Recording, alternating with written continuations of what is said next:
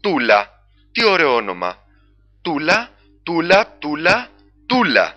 Τη μαμά σου τη λένε Τούλα. Τρίν τρίν. Σχολάω. Και μαζί σου, καλέ μου φίλε, γυρνάω στο σπίτι μου. Και εσύ στο σπίτι σου. Και πάει 5:30 η ώρα. Εσύ, καλέ μου φίλε, πας για προπόνηση. Και εγώ χτυπάω το κουδούνι της Τούλας, της μάνας σου. Τρίν τρίν.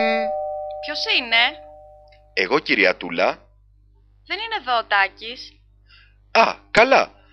Μπορώ να έρθω να πιω ένα ποτήρι νερό, κυρία Τούλα? Βεβαίως, αγόρι μου. Τρίν τρίν.